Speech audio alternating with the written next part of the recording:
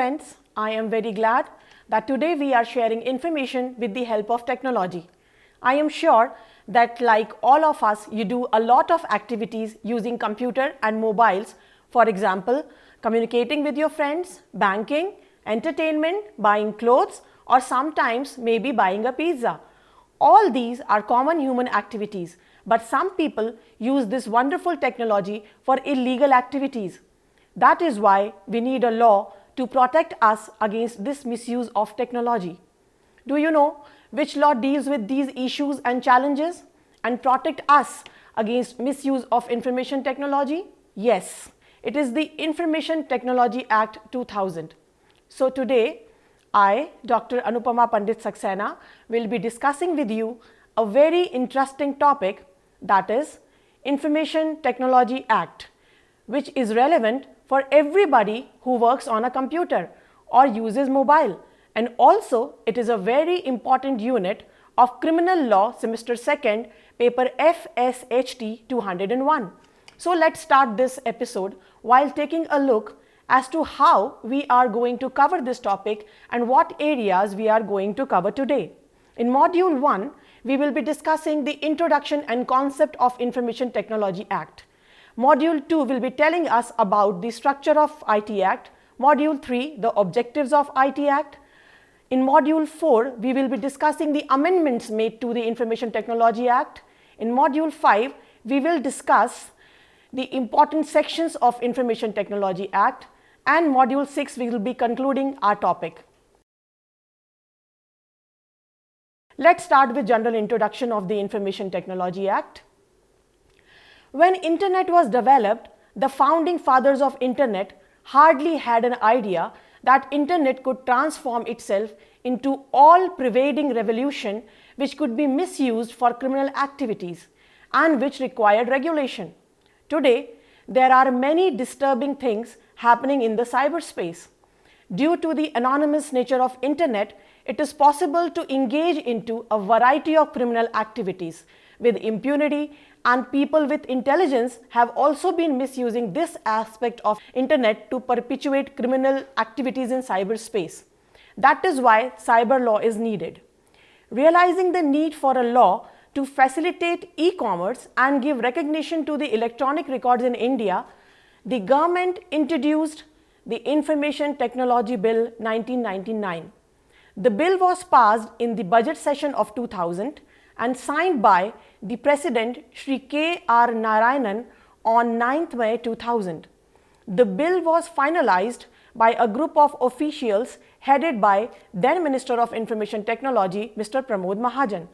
The Information Technology Act 2000, also known as ITA 2000 or the IT Act, is an act of the Indian Parliament which was notified on 17th October 2000. It is the primary law in India dealing with cybercrime and electronic commerce. This act is based on the United Nations Model Law on Electronic Commerce 1996. We also call it UNICITRAL model, recommended by the General Assembly of United Nations by a resolution dated 30th January 1997. Since the Act was amended in 2008, we will discuss the Act in the light of present legal position. As far as major outcomes of the amendment is concerned, we will discuss it later in Module 4.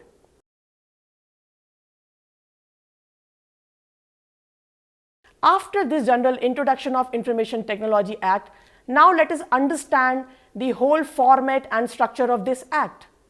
The original IT Act contained 94 sections, divided in 13 chapters and 4 schedules. After the Information Technology Amendment Act of 2008, Section 91, 92, 93, 94 along with Schedule 3 and 4 are omitted. The Act in its preliminary chapter says that it applies to the whole of India. Even persons of other nationalities can also be indicated under the law if the crime involves a computer or network located in India. The Act provides legal framework for electronic governance by giving recognition to electronic records and digital signatures. The formation of Controller of Certifying Authorities was directed by the Act. to regulate issuing of digital signatures. It also defined cybercrimes and prescribed penalties for them. It also established a cyber appellate tribunal to resolve disputes arising from this new law. The Act also amended various sections of Indian Penal Code 1860, Indian Evidence Act 1872, Bankers Book Evidence Act 1891 and Reserve Bank of India Act 1934 to make them compliant with new technologies. The following points define the scheme of Information Technology Act. It commences with preliminary aspect in Chapter 1, which deals in Section 1 with the short title, extent, commencement and application of the Act. Section 2 provides important definitions of the terms used in the Act. As far as Chapter 2 is concerned, Chapter 2 of this Act deals with the authentication of electronic records, digital signatures, electronic signatures, etc. Chapter 3 deals with electronic governance and Chapter 4 provides us for attribution, acknowledgement and dispatch of electronic records. Chapter 5 is related with secure electronic records and secure electronic signatures. Chapter 6 of IT Acts talks about the regulation of certifying authorities and Chapter 7 provides for electronic signature certificate. Under Chapter 8, the duties of subscribers are provided. Chapter 9 is an important chapter as it provides for penalties, compensation and adjudication. Chapter 10 covers about the Cyber Appellate Tribunal and Chapter 11 is related to offences. A series of offences have been provided along with punishment in this part of the Act. Chapter 12 tells us in which case the intermediaries shall not be liable. Some miscellaneous provisions are also being stated under Chapter 13. The Act is embedded with two schedules. The first schedule deals with documents or transactions to which the Act shall not apply. The second schedule deals with the electronic signature or electronic authentication technique and procedure. As I mentioned earlier, the third and fourth schedule are omitted by the amendment of 2008. Talking about the first schedule, let's see where this Act does not apply. As per the subclause 4 of Section 1, nothing in this Act shall apply to documents or transactions specified in first schedule. Following are the documents or transactions to which the Act shall not apply. Number 1, negotiable instrument other than a check as defined in Section 13 of the Negotiable Instrument Act 1881, a power of attorney as defined in Section 1A of the Powers of Attorneys Act 1882, a trust as defined in Section 3 of Indian Trusts Act 1882, again a will as defined in Clause H of Section 2 of Indian Succession Act 1925, including any other testamentary disposition and contract for the sale or conveyance of immovable property or any interest in such property. Any such class of documents or transactions as may be notified by the central government.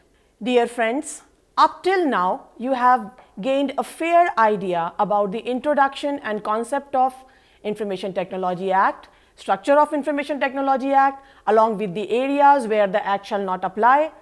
If you have missed any of the module or content, you may log on to our website www.cec.nic.in to download videos, FAQs, LOR and other content so that you can stay updated with the chapter. Now let's move ahead to our next module.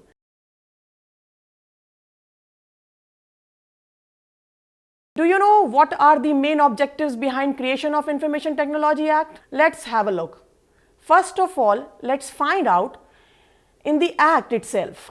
Regarding objectives, the Information Technology Act reads as an act to provide legal recognition for transactions carried out by means of electronic data interchange and other means of electronic communication, commonly referred to as electronic commerce, which involves the use of alternatives to paper-based methods of communication and storage of information, to facilitate electronic filing of documents with the government agencies, and further to amend the Indian Penal Code 1860, the Indian Evidence Act 1872, Bankers Book Evidence Act 1891, and the Reserve Bank of India Act 1934, and for matters connected therewith or incidental thereto. Whereas, the General Assembly of United Nations by Resolution A/RES/51/162 dated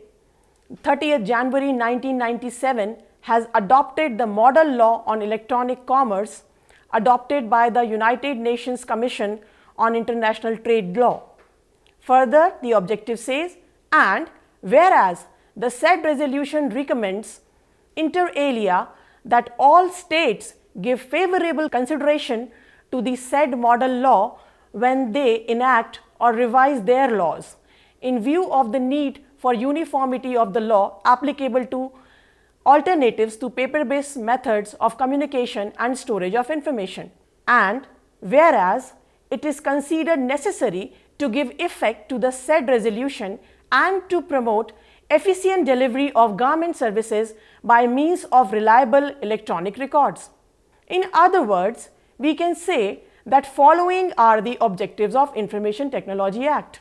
Number 1, to give legal recognition to any transaction which is done by electronic way or use of internet, that is electronic commerce. Number 2, to give legal recognition to digital signature for accepting any agreement via computer. Next, to facilitate electronic filing of documents with the government agencies, to recognize alternatives to paper-based method of communication and storage of information, to stop computer crime and protect privacy of internet users, and to give legal recognition for keeping books of accounts in electronic form, to give effect of the United Nations resolution.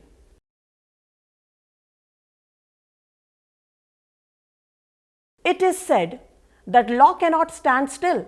It must change with the changing social concepts and values. As far as information technology is concerned, it changes very fast. Therefore, the IT law must be changed accordingly.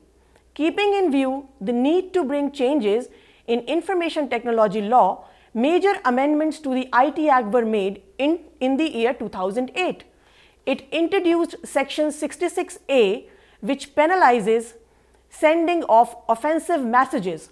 It also substituted the Section 69 and gave authorities the power of interception or monitoring or decryption of any information through any computer resource. It also introduced penalties for child porn, cyber terrorism and voyeurism. It was passed on 22nd December 2008 without any debate in Lok Sabha. The next day it was passed by the Rajya Sabha. It was signed by then President Shrimati Pratibha Patil on 5th of February 2009, and the Amendment Act came into effect from 27th of October 2009. Some of the notable features of Information Technology Act Amendment 2008 are as follows. Number 1, focus on data privacy. Then, focus on information security. Defines cyber cafe, making digital signature technology neutral, defining reasonable security practices to be followed by corporate, redefining the role of intermediaries, recognizing the role of Indian Computer Emergency Response Team, inclusion of some additional cyber crimes like child pornography and cyber terrorism, authorizing an officer above the rank of inspector to investigate cyber offences. Earlier, it was the rank of Deputy Superintendent of Police and above.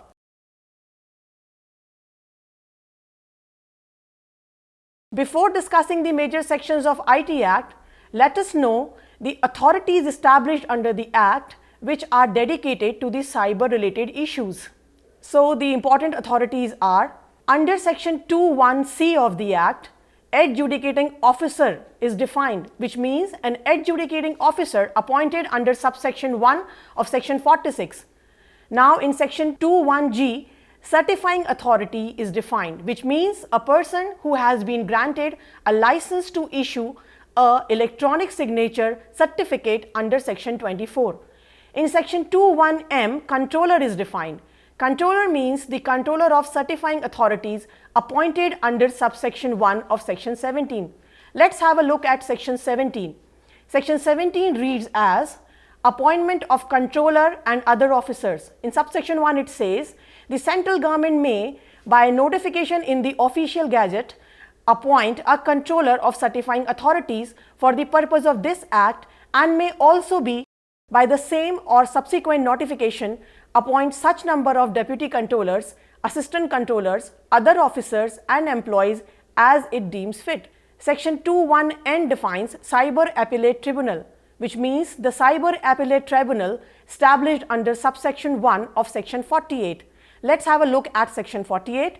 Section 48 says establishment of Cyber Appellate Tribunal. Under subsection 1 it says the central government shall by notification establish one or more appellate tribunals to be known as the Cyber Appellate Tribunal. Subsection 2 says the central government shall also specify in the notification referred to in subsection 1 the matters and places in relation to which the Cyber Appellate Tribunal may exercise jurisdiction.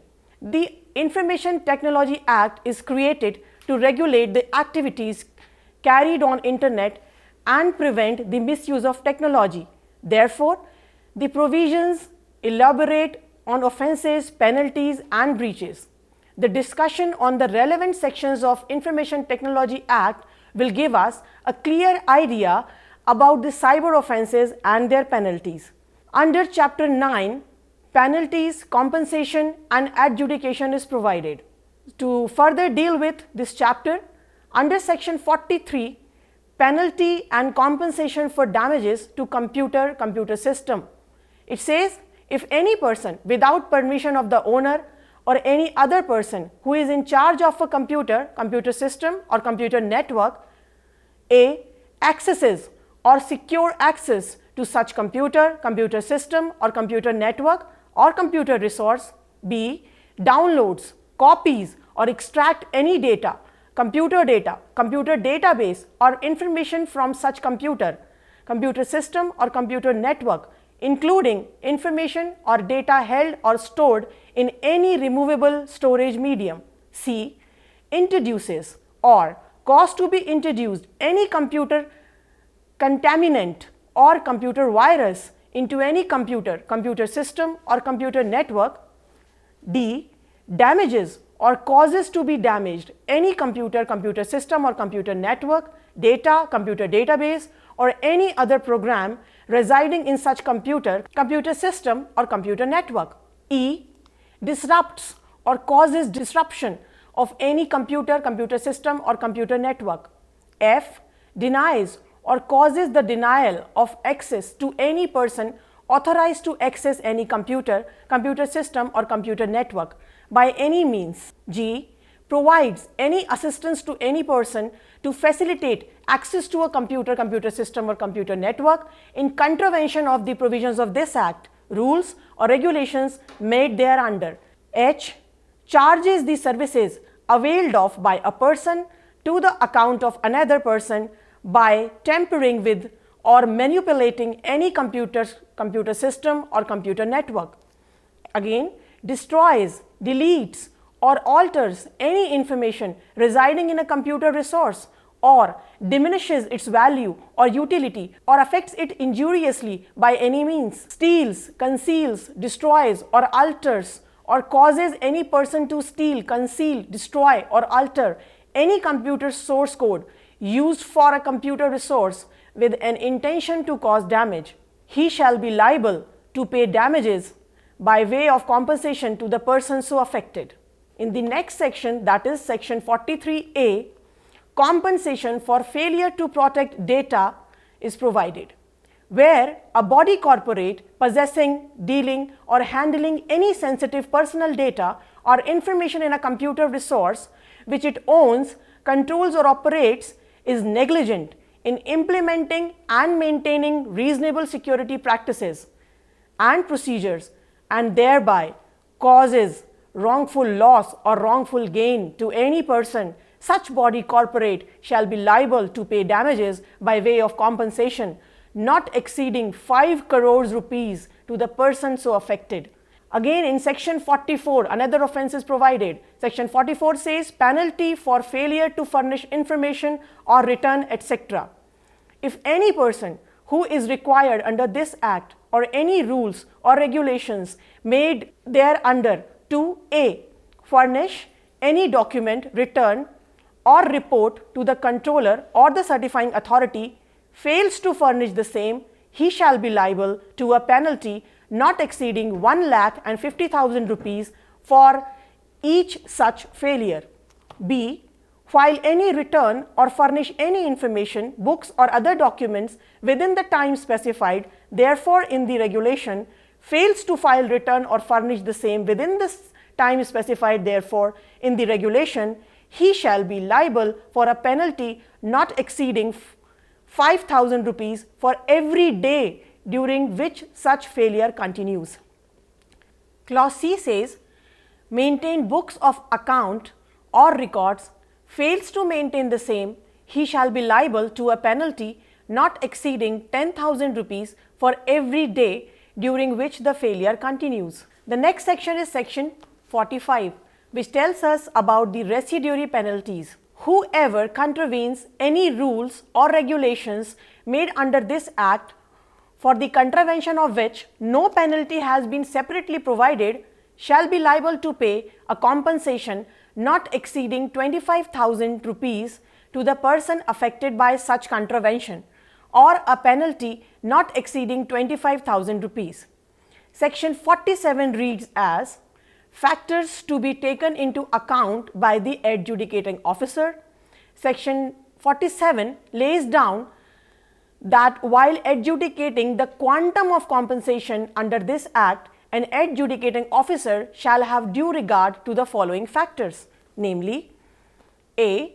The amount of gain of unfair advantage, wherever quantifiable, made as a result of the default. B. The amount of loss caused to the person as a result of the default. C. The repetitive nature of the default. Now let's move on to chapter 11. It is a very important chapter and it deals with the offences. Section 65 tells us about tampering with computer source documents. It says, if any person knowingly or intentionally conceals, destroys codes or alters or causes another to conceal, destroy code or alter any computer, computer program, computer system or computer network, he shall be punishable with imprisonment up to 3 years or with fine up to 2 lakh rupees or with both. Section 66 of this act tells us about the computer related offences, and it says that if any person dishonestly or fraudulently does any act referred to in section 43, he will be punishable. Let's move on to section 66A. However, this section has been struck down by the Supreme Court in the case of Shreya Singhal, but we should understand why this section was struck down by the Supreme Court and why it was held unconstitutional. By reading this section, we will understand the reason of striking down this section. So let's read it. Section 66A provides for punishment for sending offensive messages through communication services. Any person who sends by means of a computer resource or a communication device A. any information that is grossly offensive or has menacing character, B.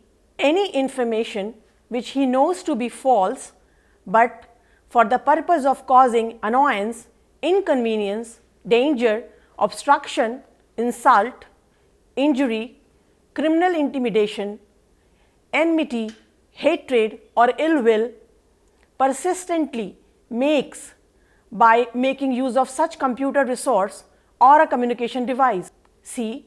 any electronic mail or electronic mail message for the purpose of causing annoyance or inconvenience or to devise or to mislead the addressee or recipient about the origin of such message shall be punishable with imprisonment for a term which may extend to 3 years and with fine. Now let's move on to section 66B.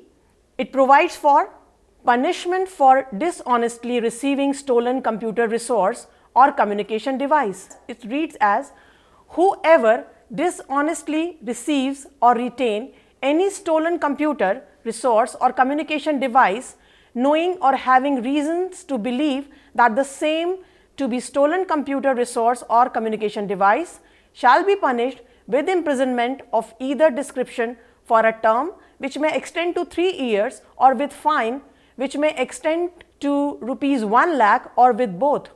Section 66C, punishment for identity theft. It reads as, whoever fraudulently or dishonestly make use of the electronic signature, password, or any other unique identification feature of any other person shall be punished with imprisonment of either description for a term which may extend to 3 years, and shall also be liable to fine which may extend to rupees 1 lakh. Section 66D, punishment for cheating by personation by using computer resource. It reads as, whoever by means of any communication device or computer resource cheats by personating shall be punishable with imprisonment of either description for a term which may extend to 3 years, and shall also be liable to fine which may extend to 1 lakh rupees. Section 66E provides for punishment for violation of privacy. It reads as, whoever intentionally or knowingly captures, publishes, or transmits the image of a private area of any person without his or her consent, under circumstances violating the privacy of that person, shall be punished with imprisonment which may extend to 3 years, or with fine not exceeding 2 lakh rupees, or with both. Section 66(5) defines cyber terrorism, and it reads as, in subsection 1 it says, whoever A, with intent to threaten the unity, integrity, security, or sovereignty of India, or to strike terror in the people or any section of the people by, number 1, denying or cause the denial to access to any person authorized to access computer resource, or attempting to penetrate or access a computer resource without authorization or exceeding authorized access, or introducing or causing to introduce any computer containment, and by means of such conduct cause or is likely to cause death or injuries to persons, or damage to or destruction of property, or disrupts, or knowing that if it is likely to cause damage or disruption of supplies of services essential to the life of the community, or adversely affect the critical information infrastructure specified under section 70, or B, knowingly or intentionally penetrates or accesses a computer resource without authorization or exceeding authorized access, and by means of such conduct obtain access to information, data, or computer database that is restricted for the reason of the security of the state or foreign relations, or any restricted information, data, or computer database with reasons to believe that such information, data, or computer database so obtained may be used to cause or likely to cause injury to the interest of the sovereignty and integrity of India, the security of the state, friendly relations with foreign states, public order, decency or morality, or in relation to contempt of court, defamation or incitement to an offence, or to the advantage of any foreign nation, group of individuals, or otherwise, commits the offence of cyber terrorism. Subsection 2 of this section says, whoever commits or conspires to commit cyber terrorism shall be punishable with imprisonment which may extend to imprisonment for life. Section 67 deals with punishment for publishing or transmitting obscene material in electronic form. It reads as, whoever publishes or transmits or causes to be published in the electronic form any material which is lascivious or appeals to the prurient interest, or if its effect in such as to tend to deprave and corrupt persons who are likely having regard to all relevant circumstances to read, see or hear the matter contained or embedded in it, shall be punishable on first conviction with imprisonment of either description for a term which may extend to 3 years and with fine which may extend to 5 lakh rupees, and in the event of a second or subsequent conviction with imprisonment of either description for a term which may extend to 5 years and also with fine which may extend to 10 lakh rupees. Section 67A provides for punishment for publishing or transmitting of material contained sexually explicit act etc. in the electronic form. It says, whoever publishes or transmits or causes to be published or transmitted in the electronic form any material which contains sexually explicit act or conduct shall be punished for first conviction with imprisonment of either description for a term which may extend to 5 years and with fine which may extend to 10 lakh rupees, and in the event of second or subsequent conviction with imprisonment of either description for a term which may extend to 7 years and also with fine which may extend to 10 lakh rupees. Section 67B provides for punishment for publishing or transmitting of material depicting children in sexually explicit act etc. in electronic form. It says, whoever publishes or transmits or causes to be published or transmitted material in any electronic form which depicts children engaged in sexually explicit act or conduct, or b. creates text or digital image, collects, seeks, browses, downloads, advertise, promotes, exchange or distributes material in any electronic form depicting children in obscene or indecent or sexually explicit manner, or c. cultivates, entices or induces children to online relationship with one or more children for and on sexually explicit act or in a manner that may offend a reasonable adult on a computer resource, or d. facilitate abusing children online, or records in any electronic form own abuse or that of other pertaining to sexually explicit act with children shall be punished on the first conviction with imprisonment of either description for a term which may extend to 5 years and with a fine which may extend to 10 lakh rupees, and in the event of second or subsequent conviction with imprisonment of either description for a term which may extend to 7 years and also with fine which may extend to 10 lakh rupees. Provided that the provisions of section 67, section 67A and this section does not extend to any book, pamphlet, paper, writing, drawing, painting, representation or figure in electronic form, number 1, the publication of which is proved to be justified as being for the public good on the ground that such book, pamphlet, paper writing, drawing, painting, representation or figure is in the interest of science, literature, art or learning or other object of general concern. Or the second proviso is which is kept or used for bona fide heritage or religious purposes. The explanation of this section says, for the purpose of this section, children means a person who has not completed the age of 18 years. The next section is section 69, in which the power to use directions for interception or monitoring or decryption of any information through any computer resource is given. Section 69A provides for the power to use direction for blocking for public access of any information through any computer resource. Under section 69B, the power to authorize to monitor and collect traffic data or information through any computer resource for cyber security is given.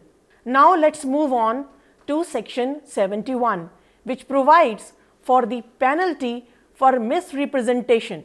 It says, whoever makes any misrepresentation to or suppresses any material fact from the controller or the certifying authority for obtaining any license or electronic signature certificate, as the case may be, shall be punished with imprisonment for a term which may extend to 2 years or with fine which may extend to 1 lakh rupees or with both.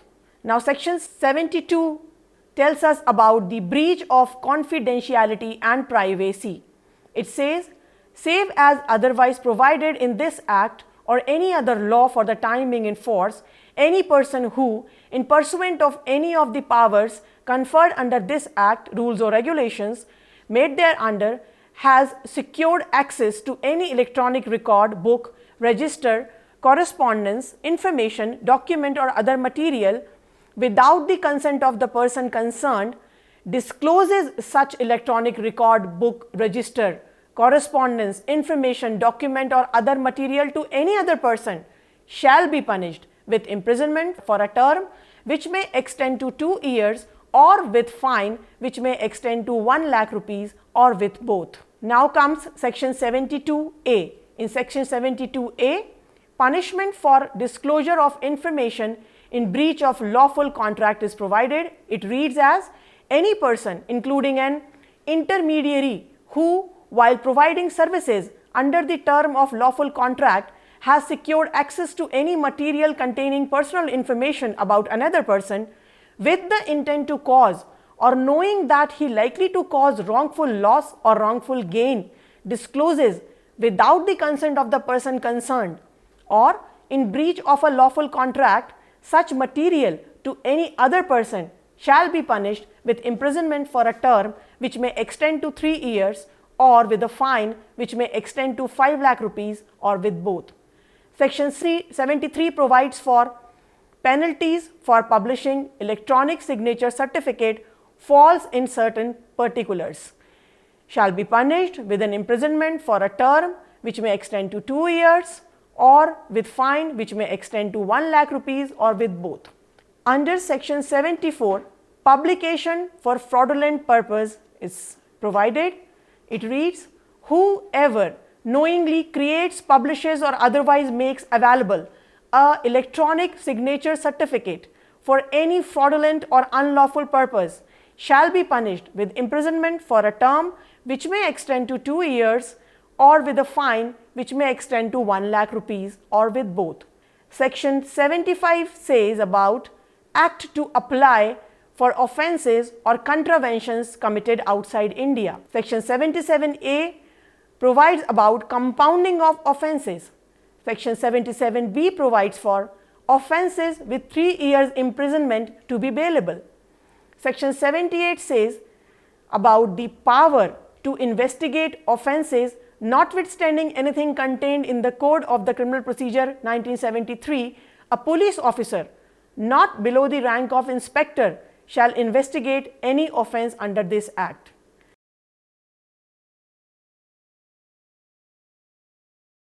To conclude this module, I would like to say that the word cyber has overturned the human life.